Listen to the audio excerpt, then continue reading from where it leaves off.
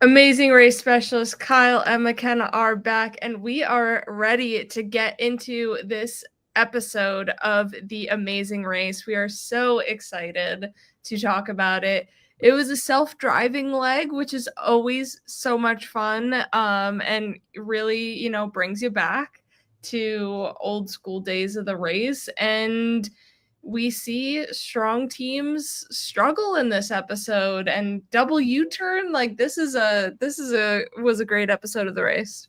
It was self-driving. I tell you, every time somebody gets horribly lost. So I can't believe it was not Brett and Mark, though.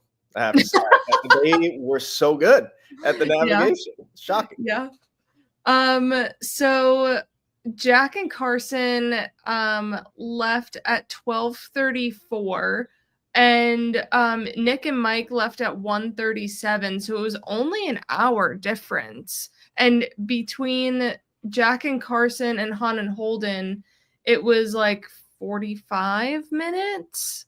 So it really wasn't that bad of a gap that we had here. It's been worse. So yes. I think everyone was pretty even, and the fast forward. Mm-hmm. I don't think we were curious about that last week. Yeah, what the time is going to be, and it wasn't. I mean, it's only an hour, so I mean, they needed it though. Yeah, for sure. Well, they had to fly to Bulgaria and then drive themselves to the Kukeri offering. And Jack and Carson got horribly lost. People were already like checked in, or at least to the roadblock, by the time Jack and Carson were hitting that route info to deliver the apples. Like, this was insane. They said they were 3 hours behind, so I guess, I mean, that's crazy. Like, that's something that you should almost never be able to recover from, unless you have a team helping you out towards the back with how bad they were doing. But yeah, crazy. I'm shocked. Yeah, like you said, like that they even got to recover from this. And was it a true 3 hours? I don't know, but I feel like they should have pulled off at some point when they missed the exit and been like, all right, let's get directions. Let's like go to a gas station. Let's do something to where we can. Let's make sure before we leave that we know where we're going. What was crazy is that nobody questioned where they were the whole leg. Like, everybody thought Nick and Mike and Han and Holden, like, they were the last teams. And then nobody up front saw Jack and Carson the whole leg. So I mean, I don't know if they thought that they were so far ahead or something. Like, I don't know, man, because they all arrived to Bulgaria at the same time. Yeah. And I don't know, like, they saw there were more clues in the box when they were U-turning people. Like, I don't know, clearly they didn't know who had already been there and who had left, because if they knew Jack and Carson were that far behind, I'm sure somebody would have stuck them on that board. 100%. Because then also, I think probably Melinda and Erica would, because then they don't have to see them. Yeah. They'd be gone. Yeah. They had to then go to the library, and this is where they got their detour clue. It was hidden in the stacks in the library, where you could do either haystack or wood stack. So a lot of stacks this episode. How unfortunate is it that the episode Jeff and Pops go, that's crazy. Wood chopping in the wood, like, oh, that was so sad. Shame. So sad. Yeah. So haystack is basically, you got to find a needle in a haystack. You got to find this little red and white bracelet, and you have 3 haystacks. Did you understand if it could be in any of the 3 haystacks, or if there was one in each and you could just start over? I think it was just one in the 3, because they kept saying, like, oh, they're on their last haystack now. You know, like, the other teams were saying, like, oh, they, you know, now they've gone through 2 of them. Now they're on their 3rd, so it must be in that one. or they just did a bad job at finding it, which could be the case, but definitely seemed like it was maybe in just one of them. Well, that's terrible. Terrible. It sounded horrible. I thought it was like 3 shots. Right, 3 shots to get 1. Yeah, I mean, that would be hard enough. Yeah. But if it was 3 shots to get 1, like, or like there was 1 in the 3 total, like that's crazy. I would do the woodworking one, like I don't. Wood stack, which is they have a wheelbarrow and a backpack to transport 200 kilos of wood. Yeah, Kyle, we'd be struggling so hard. I mean, struggling. You are a strong boy, but I am not a strong girl.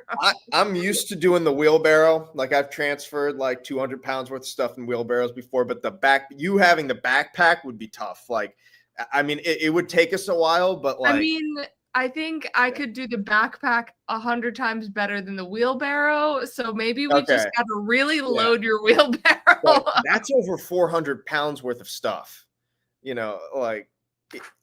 And Mark and Brett and Mark did that in 2 trips. Yeah, and they're big boys. You know what I mean? Yeah. Like, I mean, they did that in 2 trips. Nick and Mike were 1 kilo off from doing it in 2 trips. And I was like, are you kidding? Like, I would have been so frustrated if I was Nick and Mike. Well, they were frustrated. Han and Holden had to do 3 trips. But then we had Jonathan and Anna, Alyssa and Josiah, and Melinda and Erica do the haystack. And Alyssa and Josiah, Melinda and Erica, I think both of those teams were strong and steady and just like, we'll find it. Let's look. Let's be meticulous. Where Jonathan was complaining the entire time that they should have done good. You think that they picked the wrong leg of the detour? And it's like Jonathan didn't like doing that. Jonathan, can't you see that they are still running and doing the wood right now? Like they beat a good chunk of teams still. They only didn't beat Brett and Mark because Brett and Mark got there, I believe, a little bit before them. And so, or maybe not, but it was close. It was close. Those 2 teams were pretty close because Jonathan and Anna got stuck in a ditch, and Brett and Mark even tried to help them. Yeah. The getting stuck in the ditch cost them a ton of time. Like, thank goodness there was. They probably would have been second in this heat because they did finish haystack before Brett and Mark finished woodstack, but I was watching this, and my fiance said, put the car in neutral and push. And I'm like, yeah, makes sense. All right. And push backwards because that's kind of the least part of the ditch. Why are we trying to go forward and out of the ditch? Why aren't we like backing out? And that's what ended up happening is they towed them backwards. And I'm like, why couldn't you just push this car backwards? Yeah. I mean, that's where you came in. So you don't want to go more in, you want to come out.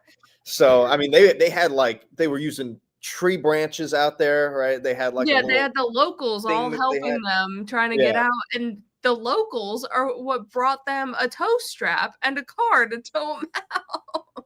And I'm like, this is crazy. I mean, having those. Well, did you see the way that he parked it? Like, it was like it was sideways. Like, of course you're not going to be able to get out. Like, the thought that he was like, this is the designated parking area. Sounds good.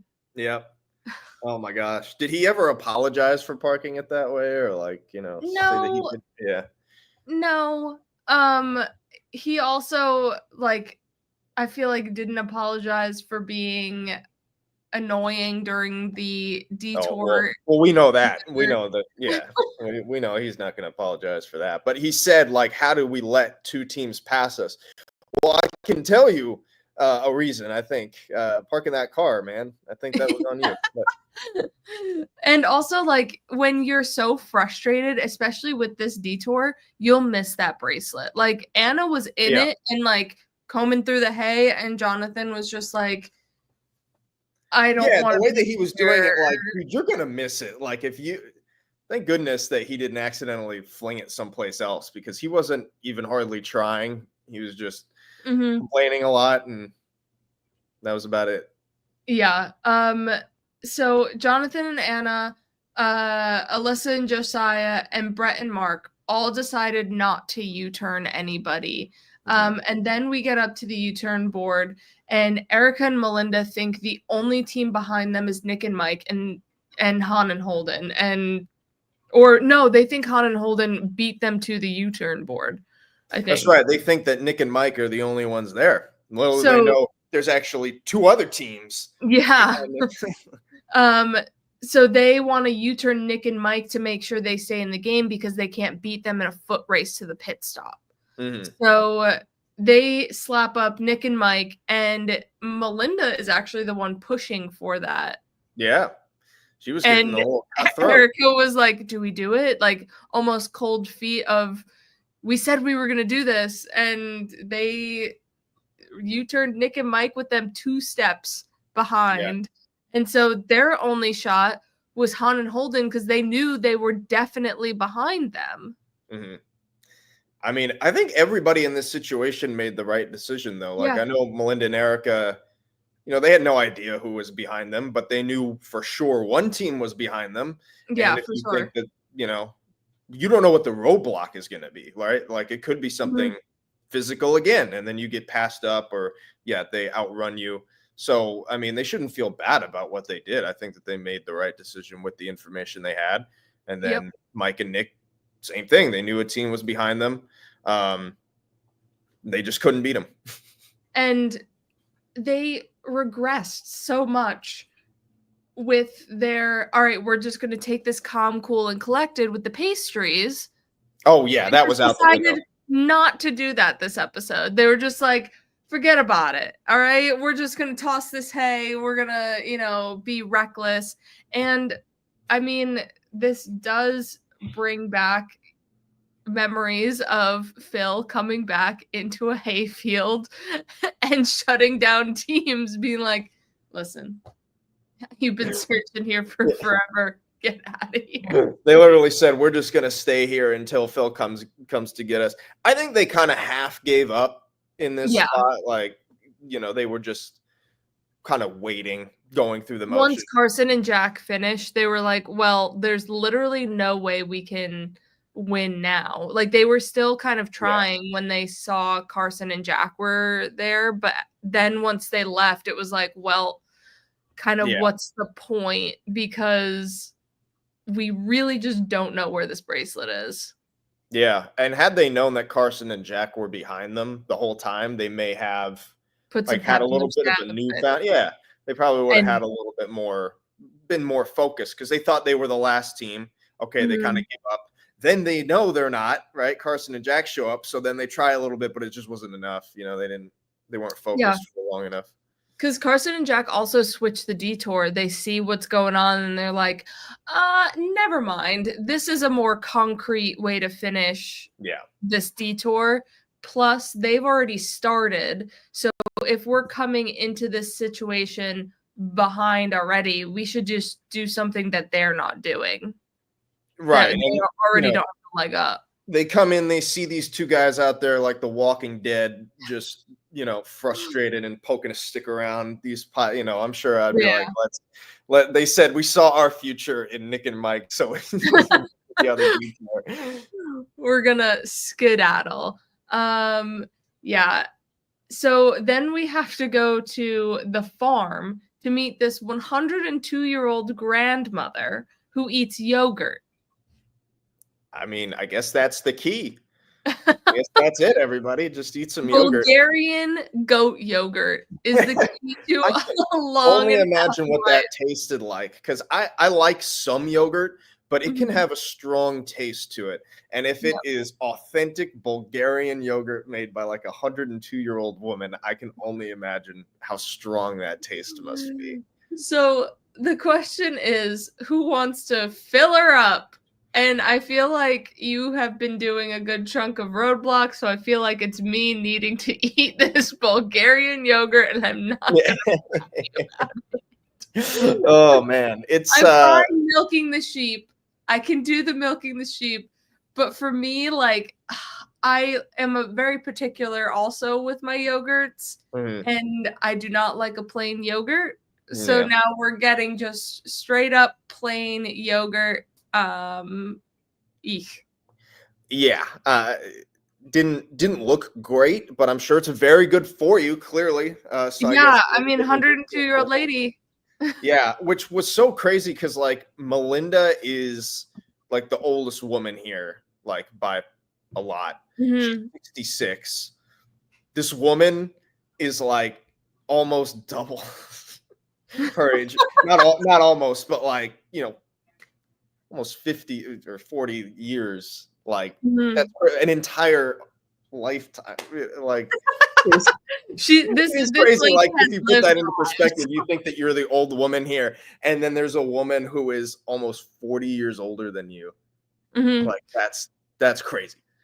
Um, and like, I don't know, it just felt weird needing to sit and eat this bowl of yogurt that this Yeah, family farm has made, and you're just like, they're just watching you like mm. eat their product, and it's And like, oh, she's it's just, and so good. Granny's just like, yeah, eat that yogurt. I Like just it's felt like, literally just the fermented milk that you just yep. squeezed out. Like, So Alyssa does this roadblock, Mark does the roadblock, who Mark is up in arms, does not yeah, want to do this roadblock, such a does not want to specific milk thing. anything. Yeah, he said the one thing he didn't want to do was milk. I'm like, that wouldn't even cross my mind as a task to do on the Amazing Race, but I guess it's here. But he foresaw it. So then Anna did her part. Han did it, and then Melinda did this roadblock. She was like, all right, I guess it's me. And then she sees that it's just milking a goat, and this is perfect. It takes a roadblock away from Melinda here, and it's something easy that they can excel at and do, and without a problem. And it's like it almost like a get out of jail free card too, because they also Yeah. had the two U-turns as well. So even if it was a bit more physical or troubling for Melinda, they they pretty much could pass it Yeah. because they were so far, everyone was so far behind. Yeah. This allowed them to really easily get one out of the way. They're still going to need more. Mm-hmm. Like I think Erica still has done two more, at least two Mm-hmm. more. But yeah, this was a perfect opportunity for them. Yeah, they stay in it. And then we have Carson who does it. And I'm surprised that it was Carson and they didn't just do Jack, but it was one of those things where maybe they were confused like Mark, where it was like filling up a tank or something a bit more physical than Right. they put Carson in. And then we check into the pit stop. And it's so funny that Alyssa and Josiah get a trip to Marrakesh and a Sahara desert like tour, Yeah. because we both currently have a friend who is in Marrakesh and ran a race in the Sahara Desert.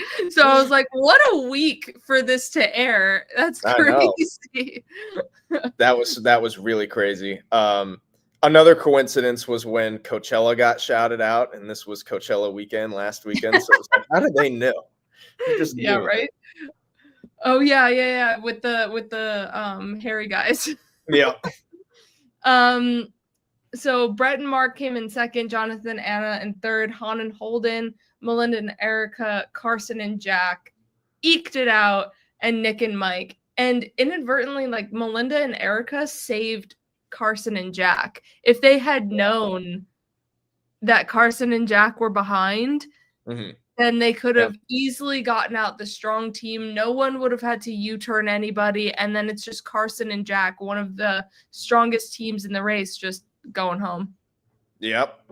I mean, Carson and Jack definitely got by the skin of their teeth here. I think, like, but that's part of the show is you don't know who is behind you, right, or where any other team is, and that makes it fun, in my opinion. But this is definitely a situation where this could have been bad. Like they got saved here by the fact that nobody knew where they were. Yeah, 100%. So now we have our final, what, 1, 2, 3, 4, 5, 6 teams. Man. Alyssa and Josiah are starting to even out at the top here. Brett and Mark are creeping up, but they kind of have been fluctuating a little bit. Jonathan and Anna can be that top team as long as they communicate. Han and Holden aren't at the top because they got U-turned. Yeah. And still finished ahead of Melinda and Erica. That's crazy. Yeah, that's true. Wow. So, well, because Melinda and Erica got lost also. Yeah. Yeah. And then Carson and Jack here in last place, which is because of the self-driving. So if there's another self-driving, do we see Carson and Jack actually get eliminated next episode? Or in an episode with self-driving? I don't know. I'm going to say no. I think they can recover from this. They're obviously a great team. So I think it's absolutely possible that they can come back and win this. Because like Jonathan and Anna got U-turned a couple of weeks ago, and they've made up all the ground that they lost, right? They went from second to last, then fifth, then third this week. So I think Carson and Jack can absolutely do it. They work so much better together. I think they're just a better team. So I see them getting right back up into the mix of things. So who do we think is next? Is it Melinda and Erica? Do we see Melinda and Erica go next? I would say so. Like that would be my guess, just because there is an express pass up for grabs next. There is. Yeah, there is. So we'll see who takes the time to get that. If they'll just use it in that episode, you never know. It may not be available by the time Melinda and Erica get there. But yeah, I just think, they're second to last now. Carson and Jack are the only team behind them. And I have confidence that Carson and Jack can, one up them. So, yeah, I think so. With no U-turn or anything, I think that they'll be fine. I have to find a new team to bandwagon now because my guys are out. So, I'm gonna go with Brett and Mark. All right. I like Brett and Mark. But what was funny was that we had yet another thing that Han and Holden could do.